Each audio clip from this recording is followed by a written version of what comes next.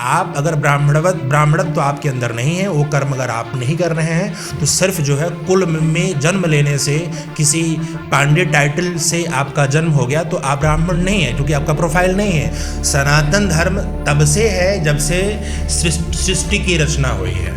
सृष्टि की रचना से by default सनातन धर्म आ गया। स्वामी विवेकानंद इस बात को बार बार कहते थे कि माला लेकर के और जब तुम मंदिर में बैठते हो जपने के लिए, तो उससे तुम क्या सिद्ध करते हो? तुम कर्मयोगी बनो, कर्म करो, सन्यासी बनो।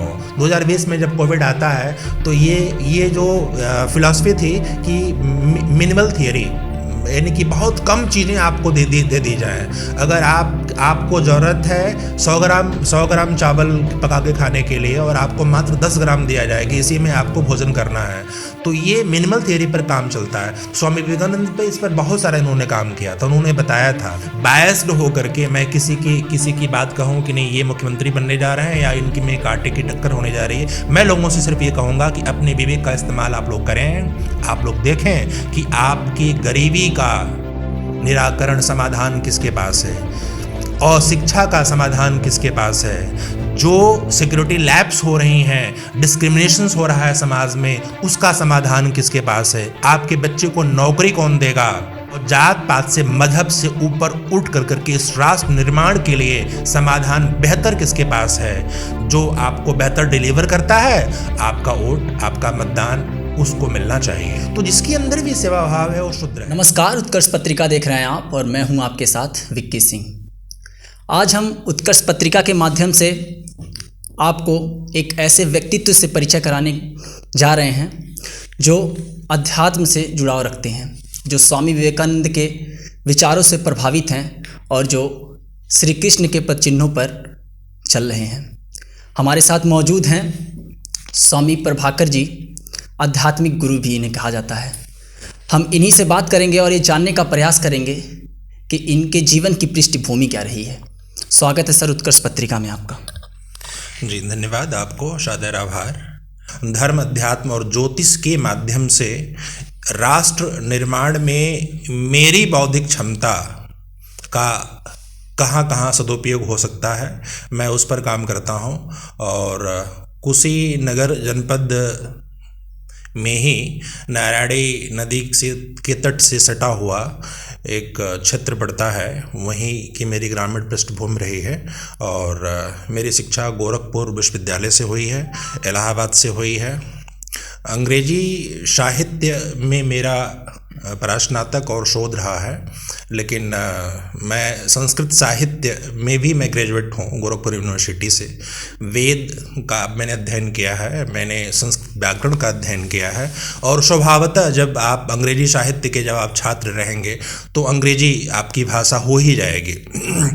और इस तरह से हिंदी, संस्कृत और अंग्रेजी, इन तीनों भाषाओं पे मेरी अच्छी पकड़ थी। दिल्ली में मैं अच्छा समय व्यतीत किया हूँ और साहित्यिक बैकग्राउंड का होते हुए भी मैं क्यों और कैसे कॉर्पोरेट जगत में चला गया, इसका आभास मुझे तब हुआ जब मैं शोध करने लगा स्वयं की चीज़ों पे। आध्यात्मिक दुनिया में जब मैं आया और ज्योतिष ग्रंथों का अध्ययन करके मैं शोध करने लगा, तब जाकर के पता चला कि हर व्यक्ति का एक डाइवर्सिफाइड जो है या उसका जो प्रोफाइल बनता है वो भगवान के द्वारा, ईश्वर के द्वारा निर्मित होता है। यह बात इसलिए कहनी पड़ रही है क्योंकि मेरे अपने जीवन में जो मेरे अनुभव रहे हैं कि मैं एक अंग्रेजी साहित्य का छात्र था, दिल्ली जाता हूँ यूपीएससी की तैयारी करने के लिए, और ऐसे समीकरण स्थापित होते हैं कि मैं 2013 तक एक्टिवली एक आईटी कंपनी होल्ड कर रहा था। मैं उसका फाउंडर सीईओ था और 130 लोगों की टीम के साथ हम नोएडा में हम काम कर रहे थे। हम टेक्नोलॉजी पे काम कर रहे थे, डॉटनेट पे, जावा पे, पीएचपी पे, वेबसाइट को बनाना, एप्लीकेशंस को बनाना, बहुत सारे गवर्नमेंट टेंडर्स पे भी हमने काम किया। लोगों को टेक्नोलॉजी से संबंधित हमने कंसल्टेंसी भी दिया। कम्युनिकेशन क्लासेस के लिए बहुत सारे प्रीमियर इंस्टीट्यूट्स पे मेरी विजिट्स हुई हैं। मैं हायरार्की प्लान्स पर मैंने काम किया है। लेकिन ये एक ऐसा एक संजोग रहा कि कब मैं इस दुनिया से स्विच करके और कम्प्लीटली ये जो भौतिक, जो मेटेरियलिस्टिक जो लाइफ है, मैंने अपने आप को स्विच किया और मैं सह्याद्री पर्वत की तरफ, महाराष्ट्र की तरफ मैं निकलता हूँ। और कम्प्लीटली वहाँ 7 वर्ष का मेरा समय उधर में निकला है। वो जो मेरा समय था, ऐसा नहीं कि मैं माला लेकर के मैं जपता था, मैं चीज़ों को ऑब्जर्व करता था। छोटी छोटी जो चीज़ें थीं उनको ऑब्जर्व करना, उनको समझना। चूँकि एक बहुत ब्रॉड लेवल पर मेरा अनुभव कॉर्पोरेट का था और शिक्षण कार्य में भी था, लोगों को ऑब्जर्व किया। तकनीकी शिक्षण संस्थानों में व्याख्यान के रूप में कार्य करना और उसके बाद किसी पर्वत के ऊपर जाकर 7 वर्ष तक इस तरीके से लीन रहना, क्या किस हिसाब से देखते हैं? हाँ, अब देखिए होता क्या है ना कि जैसे अभी मैं जब ज्योतिष शास्त्र पर किसी को जब सलाह देता हूँ तो मेरे पास लोग आते हैं और वो पूछते हैं कि मैं अपने बच्चे को क्या बनाऊँ, क्या बनाना चाहिए या मुझे स्वतः क्या करना चाहिए।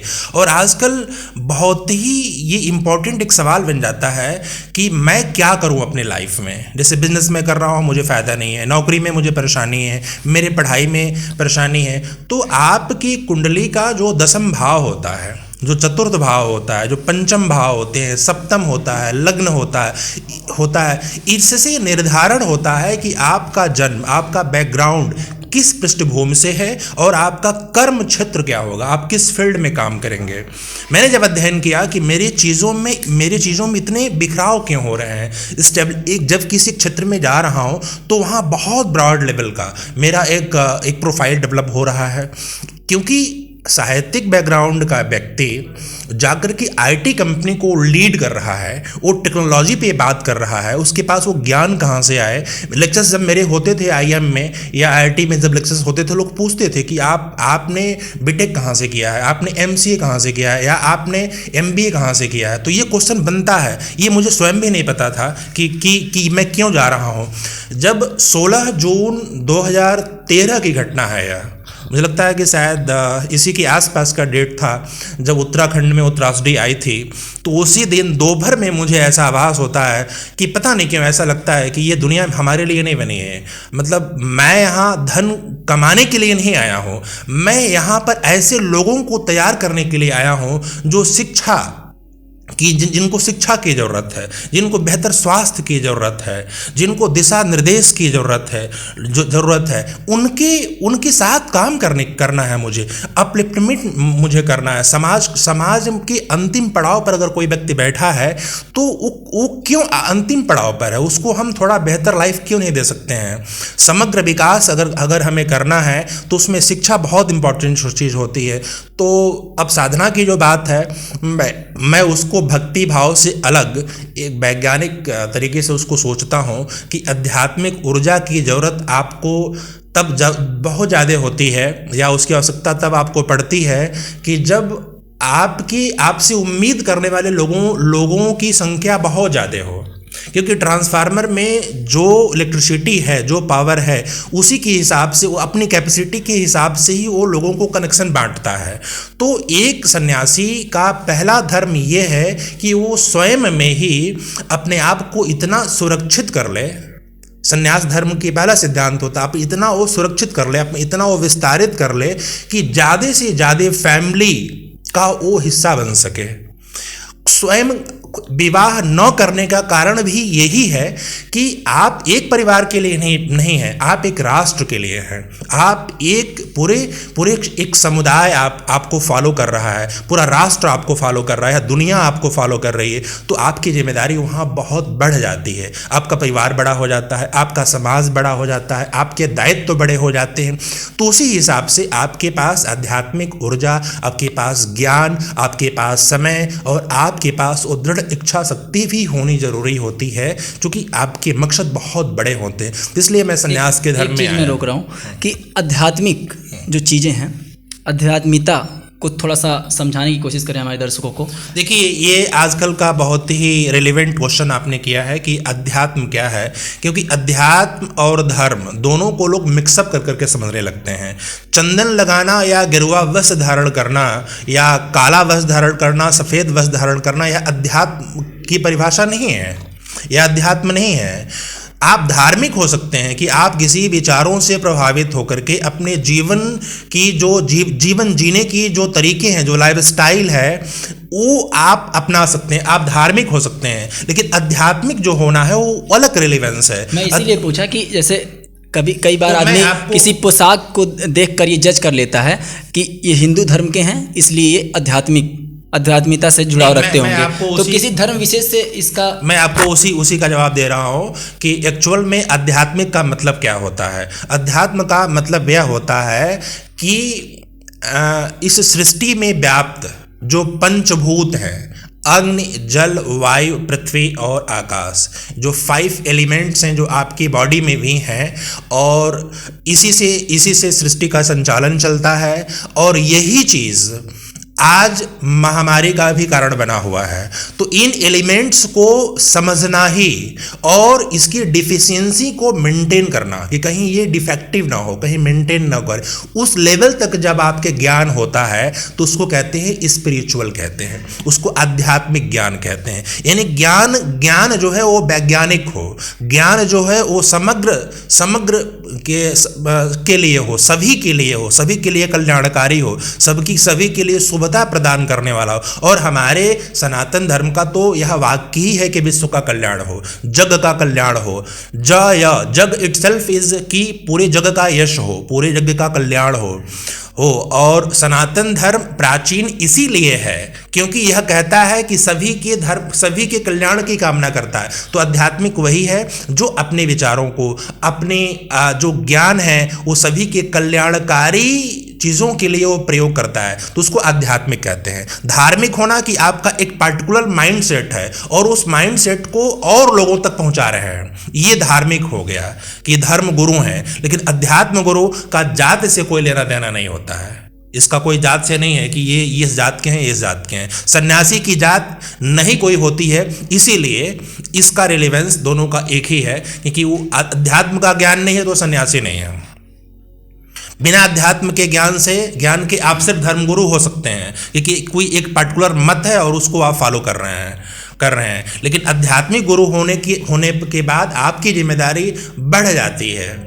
सभी के आप गुरु हैं, जिनको आप मार्ग दिखा रहे हैं, जिनको आप बेहतर गाइडलाइन दे रहे हैं। मेरे पास हर तरह के लोग आते हैं। मेरे पास जो लड़के आईटी में जाना चाहते हैं, टेक्निकल मॉड्यूल में जाना चाहते हैं, या मैनेजमेंट के फील्ड में जाना चाहते हैं, मीडिया के फील्ड में जाना चाहते हैं, अकाउंटिंग के फील्ड में जाना चाहते हैं, या कोई है जो पॉलिटिक्स में काम कर रहा है, या बहुत सारे स्टार्टअप्स करने वाले बहुत सारे युवा हैं, जो यूथ हैं, जो अलग अलग चीज़ों में काम करना चाहते हैं, वो भी मेरे पास आते हैं। अब चूँकि ज्योतिष का मैंने बहुत डेप्थ में जाकर के हमने उसका अध्ययन किया है, तो ज्योतिषी परामर्श के लिए जब लोग मेरे पास आते हैं तो मैं उनकी कुंडली देख करके उनका कर्म क्षेत्र क्या होना चाहिए, किस फील्ड में वो बेहतर काम कर सकते हैं, किस चीज़ के लिए वो बने हैं, वो मैं उनका दिशा निर्देश करता हूँ। इसलिए हम एक आध्यात्मिक पीठ चलाते हैं, और आध्यात्मिक पीठ की स्थापना हमने बहुत पहले कर लिया था। इफेक्टिव रूप में वो 2013 से हम उस पर काम कर रहे हैं, लेकिन आज के मुझे लगता है करीब 13 से 14 वर्ष पहले हमने उसकी स्थापना कर लिया था, शिव अध्यात्म पीठ ट्रस्ट के नाम से। तो मेरी टैगलाइन ही है कि धर्म, अध्यात्म और ज्योतिष। धर्म के माध्यम से, चूंकि हम सनातन धर्म को फॉलो करते हैं, मैं ब्राह्मण हूँ तो सनातन धर्म को फॉलो करता हूँ, और वह इसलिए भी फॉलो करता हूँ क्योंकि मुझे दुनिया में सिर्फ एक यही धर्म दिखा और महसूस हुआ जहाँ कोई भेदभाव नहीं है, जहाँ किसी जात पात की बात नहीं की गई है, जहाँ छुआछूत की बात नहीं की गई है। अगर छुआछूत की बात कोई है, मनुस्मृति में बात करता है, तो पहले उसको आप पढ़ें, उसको समझें। वर्ण व्यवस्था की बात की गई है कि वर्ण व्यवस्था होती है। वर्ण व्यवस्था का मतलब होता है कि क्लासिफिकेशन, आपके गुण और दोष, आपके अंदर क्या कैपेबिलिटी है, क्या आप कार्य कर सकते हैं, इस पर तय किया जाता है कि आपका जन्म किस चीज़ के लिए, आप क्या काम कर सकते हैं। एक ही मीडिया हाउस में काम करने वाले, एक ही संस्थान से आए हुए लोग अलग अलग कार्य को करते हैं, अलग अलग तरीके से उसको प्रस्तुत करते हैं। तो दैट इज वर्ण व्यवस्था। वही वर्ण व्यवस्था आपकी है, ब्राह्मण, क्षत्रिय, वैश्य और शूद्र। तो ब्राह्मण का काम है ज्ञान देना, नेतृत्व करना। क्षत्रिय का काम है कि उसकी अपने पौरुष से रक्षा करना, राष्ट्र की रक्षा करना, धर्म की रक्षा करना, लोगों की रक्षा करना। वैश्य का काम है कि बिजनेस, व्यापार बढ़ाएंगे, क्योंकि मुद्रा की आवश्यकता होती है, धन की आवश्यकता होती है, भोजन के लिए, वस्त्र के लिए, रहने के लिए, संसाधनों के लिए, तो उसकी भी आवश्यकता है। सेवा भाव जिसके अंदर बहुत ज़्यादा हो, आपके पास धन है, आपके पास विद्या है, सब कुछ है, लेकिन पका करके कोई भोजन देने वाला आपको नहीं है, आपकी कोई सेवा करने वाला नहीं है, तो जिसके अंदर भी सेवा भाव है वो शूद्र है। तो वो किसी के अंदर भी हो सकता है। तो इसलिए वर्ण व्यवस्था की बात तो धर्म में कहीं किया ही नहीं गया है कि आपका यह जाति है, आपकी यह जात है। आप अगर ब्राह्मणत्व आपके अंदर नहीं है, वो कर्म अगर आप नहीं कर रहे हैं, तो सिर्फ जो है कुल में जन्म लेने से, किसी पांडे टाइटल से आपका जन्म हो गया तो आप ब्राह्मण नहीं है, क्योंकि आपका प्रोफाइल नहीं है। मुझे इन बातों का जब ज्ञान होने लगा कि नहीं, मेरा प्रोफाइल कुछ और है, मैं किसी और चीज़ के लिए आया हूँ इस दुनिया में काम करने के लिए, हमने सोचा कि फिर ये जो कॉर्पोरेट की जो लाइफ है, क्योंकि उस लाइफ में होता क्या, आपके पास दो ही टारगेट होता है, एक होता है बिजनेस और दूसरा होता है बिजनेस, और बिजनेस का मूल तत्व होता है पैसा कमाना। तो जब सिर्फ पैसे के लिए आप काम करते हैं तो किसी की पेन को महसूस नहीं करते हैं आप, और जब पेन को महसूस नहीं करेंगे तो किसी को क्या चाहिए इस पर आप काम कैसे कर पाएंगे। इसलिए मैं पूर्ण संन्यास के रूप में मैं आया। अपने जीवन को मैंने कहा कि नहीं, मुझे इसी में काम करना है, और उस पर समाज के जो लोग हैं, जो भी मिलते हैं, प्रबुद्ध वर्ग के जो लोग हैं, मैं निस्वार्थ भाव से उस पर काम कर रहा हूँ। और आगे प्रश्न कोई पूछें आप? हाँ, मेरा एक क्वेश्चन ये है कि स्वामी विवेकानंद से आप प्रभावित हैं, तो सनातन धर्म के रक्षक वो भी थे और आप भी सनातन धर्म को मानते हैं, तो मेरा क्वेश्चन ये है कि ये विचारधारा कब से विकसित हुई? देखिए, पहली बात तो ये है कि हमारा सनातन धर्म इतना कमज़ोर नहीं है कि जिसकी रक्षा करने के लिए किसी मनुष्य की ज़रूरत हो। सनातन धर्म तब से है जब से सृष्टि की रचना हुई है। सृष्टि की रचना से बाय डिफ़ॉल्ट सनातन धर्म आ गया, जन्म से आ गया। स्वामी विवेकानंद की बात आपने किया है, तो मैं एक बात आपको कहना चाहूँगा कि द वनले सैफ्रॉन योगी एक ऐसे सन्यासी हुए कि जिनसे मैं प्रभावित होता हूँ, और मैंने बुद्ध को बहुत पढ़ा, उनके विचारों को पढ़ा, मैंने कृष्ण के कर्मयोग सिद्धांत को बहुत पढ़ा, चूँकि Gita itself was prescribed in my BA second year, तो गीता को भी हमने पढ़ा है, और संस्कृत व्याकरण हमारा विषय रहा है, तो मुझे वेद पढ़ने में, शास्त्रों को पढ़ने में हमको दिक्कत नहीं होती थी। तो हमने गीता को भी बेहतर तरीके से पढ़ा, कृष्ण पर हमने बहुत सारे काम किया, हमने पढ़ा। लेकिन स्वामी विवेकानंद के विचारों को पढ़ते पढ़ते, समझते समझते उत्कंठा स्वतः जागृत होती है, और वेल्लोर मठ में जाता हूँ 2013 में, और वहाँ जाने के बाद मेरा आना जाना लगा रहा। मैं करीब 3 वर्ष तक वहाँ रहा। इनकी बहुत सारे इनके पत्र थे, इनकी पत्रावली एक आपकी उस प्रेस से पब्लिश्ड होती है जो इनके संस्थान चलते हैं, उसको मैं पढ़ा तो मेरी उत्कंठा और जागृत हुई और जानने के लिए इनके बारे में। तो फिर रामकृष्ण परमहंस के बारे में, जो इनके गुरु थे, जो उनके मार्गदर्शक गुरु थे, उस पर मैं शोध करने लगा, और एक लंबा समय हमने व्यतीत किया। मुझे एक ऐसा लगा कि एक की सन्यासी का मीनिंग क्या है। वहाँ जाकर के जस्टिफाई हुआ कि सैफ्रॉन योगी क्यों कहा जाता है, भगवा वस्त्र धारी और सन्यासी का तात्पर्य क्या है। अगर आपको जानना है कि सन्यासी कौन है, सनातन धर्मी जब सन्यासी होता है तो वो कौन होता है, वो कभी पैंट शर्ट और जनरल जो ट्रेडिशनल जो ड्रेसेस हैं उसको भी ग्रहण करने में, उसको पहनने में कभी उन्होंने परहेज नहीं किया, देश काल और परिस्थितियों के हिसाब से। वो कहते हैं कि मैं बाल बड़ा इसलिए रखता हूँ क्योंकि मुझे अच्छा लगता है, it looks fascinating to me. मैं कभी मैं बाल मुड़वा लेता हूँ क्योंकि मुझे आकर्षित करता है। मैं भगवा वस्त्र इसलिए धारण करता हूँ क्योंकि यह वीरता का या शौर्य का प्रतीक है और मुझे अच्छा लगता है, इसलिए मैं इसे धारण करता हूँ। वीरता और शौर्य का प्रतीक है भगवा रंग। लेकिन हम थोड़ी सी राजनीतिक बातें कर लेते हैं कि भाजपा कहती है कि भाजपा भगवा रंग के हिसाब से हिंदुत्व के मुद्दे पर चुनाव लड़ती है। तो मेरा कहना यह है कि किसी पार्टी विशेष का ये भगवा रंग है या पूरे हिंदुस्तान का ये भगवा रंग है? देखिए, अगर आप पार्टी की बात करेंगे तो पार्टी से पहले विचारधारा होती है, और हर पार्टी तभी तक जीवित है या पार्टी का अस्तित्व तभी तक है कि आपकी विचारधारा क्या है। भारतीय जनता पार्टी या संघ के लोग अगर ये मानते हैं कि यह गेरुआ रंग या भगवा रंग यह उनका रंग है, तो पहले इस रंग के रिलेवेंस को, इस रंग के महत्व को समझना जरूरी होगा। यह न्याय का प्रतीक है, यह शौर्य का प्रतीक है, यह उस शौर्य का प्रतीक है कि जहां बिना भेदभाव आप राष्ट्र रक्षा के लिए, आत्मरक्षा के लिए और सभी के कल्याणार्थ जब आप कार्य करते हैं, क्योंकि ये सनातन धर्म का यह रंग है, तो सनातन धर्म का मतलब ही होता है कि विश्व के कल्याण के लिए, समग्र सभी लोगों के कल्याण के लिए कार्य करना। और निश्चित रूप से अपने हक की भी बात करना कि जहाँ अपने धर्म की बात आ जाए तो वो बीजेपी हो या सपा हो, रंग से पहले अपने विचारधारा पर उन लोगों को काम करना चाहिए और इस तरह से बैलेंस बना करके भाषण कम से कम संवाद जब बोले, जब लोगों को कम से कम भड़काने वाली बातें न की जाएं, वो किसी भी पार्टी के लोग हों, क्योंकि जात पात और धर्म से ऊपर यह राष्ट्र है और सभी को मुख्य धारा में जब तक नहीं लाया जाएगा तब तक राष्ट्र, एक बेहतर राष्ट्र के लिए, एक मजबूत राष्ट्र की परिकल्पना आप नहीं कर सकते हैं। स्वामी विवेकानंद इस बात को बार बार कहते थे कि माला लेकर के और जब तुम मंदिर में बैठते हो जपने के लिए तो उससे तुम क्या सिद्ध करते हो? तुम कर्मयोगी बनो, कर्म करो, सन्यासी बनो। साधना की जो शक्ति है उस शक्ति से लोगों के लिए काम करो। शिक्षा पर बहुत ज़्यादा जोर देते थे वो कि लोगों को शिक्षित कैसे किया जाए। महामारी उस समय भी आई थी।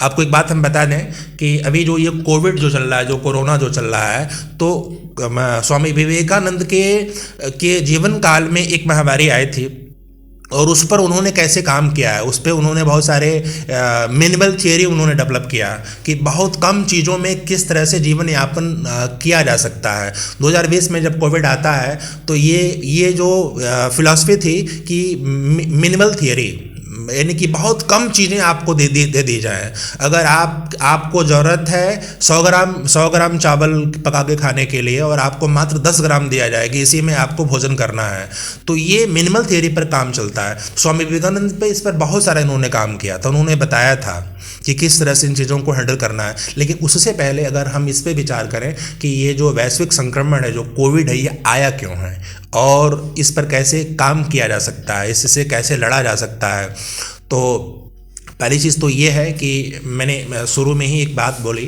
कि किसी भी संरचना में जो सजीव रूप में आपको दृश्य है उसमें 5 तत्वें समाहित होती हैं। अगर 5 तत्वें नहीं हैं तो वो आपको दृश्य नहीं है, वो सजीव नहीं है।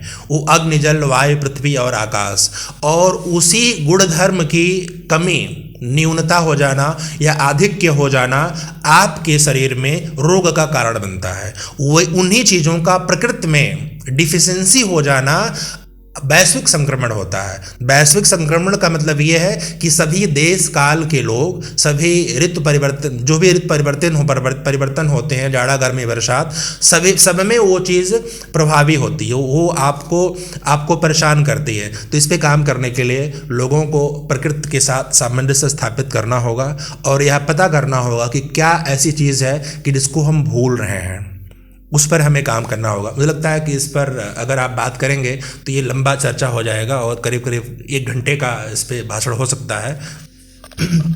कोरोना जिस हिसाब से पिछले 2.5 साल से चल रहा है, अलग अलग वेरिएंट आ रहे हैं, तो आप एक ज्योतिषी हैं, एक अध्यात्म में जुड़े हुए भी हैं, तो मेरा क्वेश्चन ये है कि इसका क्या कोई उपाय है या फिर ये निरंतर चलता ही रहेगा एक अलग अलग वेरिएंट के साथ? देखिए, अगर इसकी कोई दवा होती तो मुझे लगता है कि ऑलमोस्ट 2.5 ईयर होने जा रहा है कोविड का आना, क्योंकि कोविड जो है वो चाइना से स्प्रेड होकर के इंडिया आता है। दिसंबर 2020 में पहला केस आई रिमेंबर कि ये ट्रेस हुआ था, हिंदुस्तान में ट्रेस हुआ था। तो एग्जिस्टेंस की जो बात आप करेंगे तो यह स्प्रेड जब से हुआ है तो ऑलमोस्ट 2.5 ईयर हो गया है। अगर कोई दवा होती या हमारा आधुनिक विज्ञान इसकी कोई साल्ट बना लेती, कोई वैक्सीन बना लेती, कोई दवा बना लेती कि जिससे यह रोग ठीक हो सकता था, तो अब तक बन गई होती। अभी तक विज्ञान को खुला चैलेंज देता हुआ कोविड डिफरेंट वेरिएंट्स में घूम रहा है, डिफरेंट वेरिएंट्स में लोगों को चकमा देते हुए। तो ये कभी तो कोविड, कभी ओमिक्रॉन है तो कभी कुछ है, उस रूप में ये आ रहा है, प्रभावी है। और जो वैक्सीन लाई गई है, सरकार भी कह रही है, WHO भी कह रहा है कि यह मेडिसिन नहीं है, यह सिर्फ एक वैक्सीन है, आपके लिए बूस्टर है, आपकी इम्यूनिटी को बूस्ट करने के लिए एक बूस्टर है। इसकी मेडिसिन तभी संभव है कि जब हम इस डिफिशियंसी को पूरा कर लेंगे और विश्व के सभी लोगों को एक साथ जोड़ करके इस पे चर्चा करनी चाहिए कि आखिर क्या चीज़ है जिससे प्रकृति में संतुलन खराब हो रहा है और उस पर हम लोग काम करें। तो ये माना जा सकता है कि ये एक अलग अलग वेरिएंट में इसका प्रकोप जो है वो निरंतर रहेगा, लेकिन इम्यूनिटी को जो है बढ़ावा देना। रोग नहीं है इसलिए इसका इलाज कह देना कि नहीं इतने दिन में ठीक हो जाएगा, यह अधूरी बात होगी। चूंकि संक्रमण है और वैश्विक संक्रमण है, तो वैश्विक संक्रमण को वैश्विक विचारधारा से ही उस पर विजय पाया जा सकता है। वैश्विक विचारधारा आपको स्थापित करना होगा, प्रकृति में संतुलन स्थापित करना होगा। जल है, मिट्टी है और हवा है, इन तीन चीज़ों में जो डिसबैलेंस हुआ है उस पर आप काम करें। आपकी इम्यूनिटी इटसेल्फ वो अच्छी होगी और अच्छा बूस्टर आपकी बॉडी में, आपके मन मस्तिष्क में डेवलप होगा। तो कोविड जैसी जो महामारी है वो ऐसे अगर गिनती के लिए आप कहेंगे तो ये जाने वाला नहीं है। 2027 तक पूरी दुनिया को यह किन्हीं रूपों में परेशान करता रहेगा। 2027 तक आप खुद हैबिचुअल हो जाएंगे, आपके अंदर उस तरह की इम्यूनिटी डेवलप हो चुकी रहेगी। तो यदा कदा कहीं पर भी किसी को कोविड हो गया, इस तरह के न्यूज़ आपको सुनने के लिए मिलेंगे। लेकिन तब तक का समय काटने के लिए आपको मन अपने विचारों से, अपने खान पान से और अपनी इच्छा शक्ति से यह समय काटना है।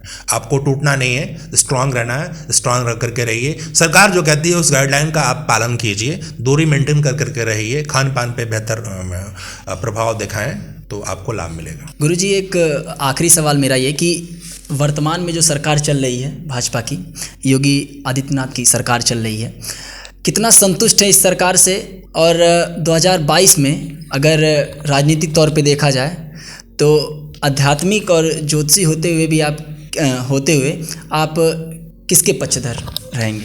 देखिए, अगर किसी पक्ष और विपक्ष की बात करना पॉलिटिकल हो जाता है और मेरा काम पक्ष विपक्ष की बात करना नहीं होता है। मेरा काम होता है कि राष्ट्र निर्माण में सहायक जो भी लोग हों उनका साथ देना, राष्ट्र निर्माण में जितनी शक्तियां हैं उनके साथ काम करना, और राष्ट्र के हित की जो बात नहीं करता है, जो राष्ट्र का नहीं है, वो मेरा नहीं हो सकता है। वो किसी भी पार्टी का हो, वो कोई भी अपनी विचारधारा बताता हो, वो किसी भी जाति का हो, वो किसी भी धर्म का हो, लेकिन जो राष्ट्र का नहीं है वो मेरा नहीं हो सकता है। मैं सनातन धर्मी हूँ, तो इसलिए भी मुझे मेरे जो प्रभु का, जो मेरी मान्यता का जो सम्मान करता है वो मेरा अपना है। और उससे बड़ी बात यह है, इस देश के जो गरीब लोग हैं वो मेरे अपने ही परिवार के लोग हैं, वो मेरे अपने परिवार के लोग हैं। उनको भूखा ना छोड़े, उनके भोजन की व्यवस्था, उनकी शिक्षा की व्यवस्था भी होनी जरूरी है। तो उस पर भी जो काम करे वो मेरा अपना है। मेरा वोट और मेरे जो जानने वाले लोग हैं वो किसको वोट करें, मेरा कहना इसी पर होगा। तो मैं ये नहीं कह सकता कि मैं एक ज्योतिषी के रूप में टिप्पणी, क्योंकि मैं अपने आप को कभी ये नहीं कहता हूँ कि मैं ज्योतिषी हूँ, और ना ही मैं कोई पेड सर्विस देता हूँ, ना ही मेरा कोई प्रचार प्रसार होता है, ना मुझे वो कार्य करना है। ये दिव्य ज्ञान है जो आपके स्वाध्याय से, आपके शोध से, आपकी साधना से ईश्वर की कुछ कृपा होती है, आपके पास शक्तियाँ मिलती हैं। तो इस ज्ञान का मैं सदुपयोग लोगों के कल्याणार्थ मुझे करना है। मुझे इसको बेचना नहीं है कि नहीं मैं फीस लेकर के मैं देखता हूँ और इस पर मैं बायस्ड हो करके मैं किसी की बात कहूँ कि नहीं ये मुख्यमंत्री बनने जा रहे हैं या इनकी में कांटे की टक्कर होने जा रही है। मैं लोगों से सिर्फ ये कहूँगा कि अपने विवेक का इस्तेमाल आप लोग करें। आप लोग देखें कि आपकी गरीबी का निराकरण समाधान किसके पास है और शिक्षा का समाधान किसके पास है। जो सिक्योरिटी लैप्स हो रही हैं, डिस्क्रिमिनेशंस हो रहा है समाज में, उसका समाधान किसके पास है। आपके बच्चे को नौकरी कौन देगा, इसका समाधान किसके पास है। और जात पात से, मजहब से ऊपर उठ करके इस राष्ट्र निर्माण के लिए समाधान बेहतर किसके पास है। जो आपको बेहतर डिलीवर करता है, आपका वोट, आपका मतदान उसको मिलना चाहिए। यही राष्ट्र धर्म कहता है। बहुत बहुत धन्यवाद। तो ये हमारे साथ स्वामी प्रभाकर जी आध्यात्मिक गुरु थे और इनके द्वारा 2022 में अपने विवेक से लोगों के से आग्रह करते हैं, अपने विवेक से शिक्षा के आधार पर, क्योंकि शिक्षा ही समाज को बेहतर बनाती है, उसके आधार पर और धर्म और मजहब से उठकर अलग तरीके से अपने समझ से वोट करें और सरकार बनाएं। तमाम ऐसी छोटी बड़ी खबरों को देखने के लिए देखते रहें उत्कर्ष पत्रिका। मेरा नाम है विक्की सिंह।